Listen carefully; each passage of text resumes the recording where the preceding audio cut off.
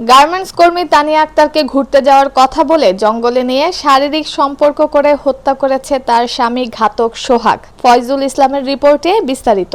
সাভারে 4 মাসের অন্তঃসত্ত্বা তানিয়া আক্তারকে হত্যার উদ্দেশ্যে ঘুরতে যাওয়ার কথা বলে নির্জন স্থানে গিয়ে শারীরিক সম্পর্ক স্থাপন করে শ্বাসরোধ করে হত্যা করে স্বামী সোহাগ। এমনটি জানিয়েছেন ঢাকা জেলার অতিরিক্ত পুলিশ সুপার শাহিনুর কবির ও সাভার মডেল থানার ভারপ্রাপ্ত কর্মকর্তা মোহাম্মদ জুয়েল মিয়া।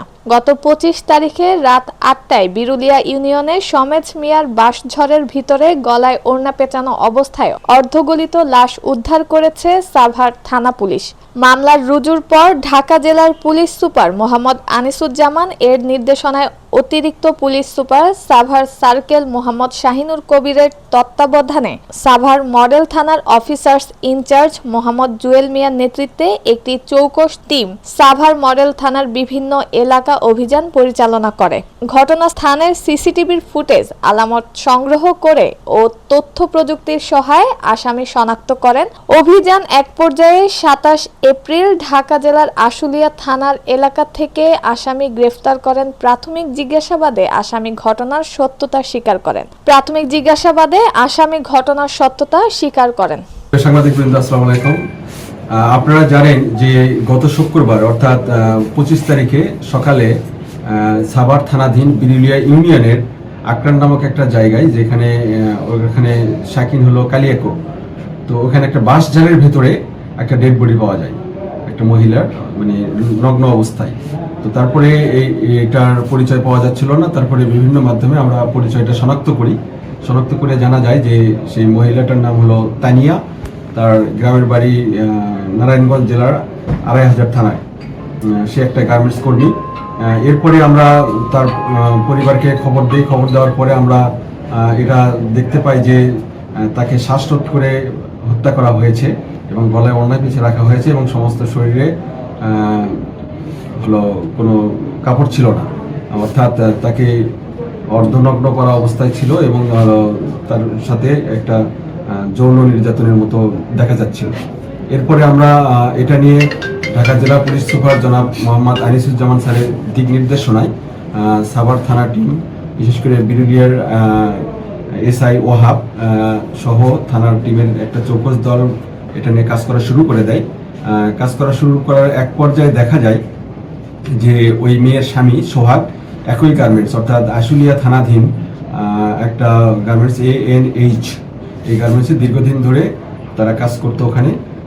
তো কাজ করার ফলে তখন আমরা তার স্বামীকে আমরা সন্দেহ করে তাকে মনিটরিংয়ের মধ্যে রাখার পরে গতকাল তাকে আমরা জিজ্ঞাসাবাদের জন্য থানায় নিয়ে আসার পরে তাকে ব্যাপক জিজ্ঞাসাবাদে সে একসময় সম্পূর্ণ এটার সাথে, এই হত্যার সাথে জড়িত থাকার বিষয়ে সে স্বীকার করে। তার ভাষ্য অনুযায়ী এবং আমাদের পারিপার্শ্বিক জিজ্ঞাসাবাদে এবং তদন্তে যে জিনিসটা বের হয়ে এসেছে সেটা হলো যে এই মেয়েটা এবং তানিয়া এবং সোহাগ ওই ANH গার্মেন্টসে, একই গার্মেন্টসে চাকরি করত এবং চাকরি করার সুবাদে গত বছরে তাদের মধ্যে বিবাহ বন্ধনে তারা আবদ্ধ হওয়ার পরে এবং তানিয়া সোহাগের দ্বিতীয় স্ত্রী এবং তানিয়াও হলো দ্বিতীয় বিয়ে করেছে সোহাগকে, অর্থাৎ তার প্রথম দিকের একটা সন্তান রয়েছে 6 বছর বয়স, সে তার গ্রামের বাড়িতে থাকে 2500-এ। তো এদের মধ্যে যে সম্পর্ক থাকার ফলে এবং বিবাহ আবদ্ধনের ফলে তাদের একটা হলো পেটে বাচ্চা আসে। এই মেয়েটা যাকে মারা হয়েছে তিনি 4 মাসের অন্তঃসত্ত্বা ছিলেন। তো তাকে নির্মমভাবে মেরে ফেলেছে সে এই সোহাগ। তো এই নৈপথ্যের কারণ যে সেটা হলো তার প্রথম স্ত্রী জেনেছে যে তাকে তুমি আবার বিয়ে করেছো, সেটা বাচ্চা আসছে, এদের মধ্যে একটা দ্বন্দ্ব চলছিল।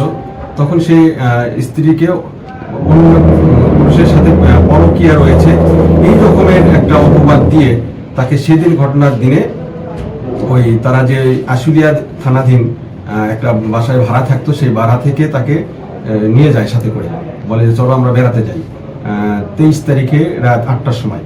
তারপরে তাকে 23 তারিখ রাত 8টার সময় বেরোনোর নাম করে নিয়ে গিয়ে বিরুলিয়া ইউনিয়নে অর্থাৎ সাভার থানাধীন এই কালিয়াকোই জায়গায় ওই বাঁশঝাড়ের মধ্যে সে বলে যে তোমাকে চলো এই ভেতরে নিয়ে যাই। তো যেহেতু তার স্বামী স্ত্রী, সেই বাঁশঝাড়ের মধ্যে নিয়ে যাওয়ার পরে বলতেছে যে এখানে তোমার সাথে আমার শারীরিক সম্পর্ক করতে ইচ্ছা করছে। তো তার সাথে শারীরিক সম্পর্ক করে। যে করে হোক শারীরিক সম্পর্ক করার এক পর্যায়ে সে তাকে গলা চিপে ধরে শ্বাসরোধ করে। শ্বাসরোধ করার ফলে মৃত্যু নিশ্চিত করার জন্য ওই তানিয়ার ওড়না দিয়ে তার গলায় পেঁচিয়ে তাকে একেবারে নির্মমভাবে মেরে ফেলে। মেরে ফেলার পরে তাকে ওখানে রেখেই সে ওই অর্ধনগ্ন অবস্থায় রেখে সে চলে আসে। এরপরে আমাদের টিম এটা নিয়ে সার্বিকভাবে তদন্ত করে এটা আসছে এবং সে প্রাথমিক জিজ্ঞাসাবাদে সে সবকিছু দোষ স্বীকার করেছে। ধন্যবাদ।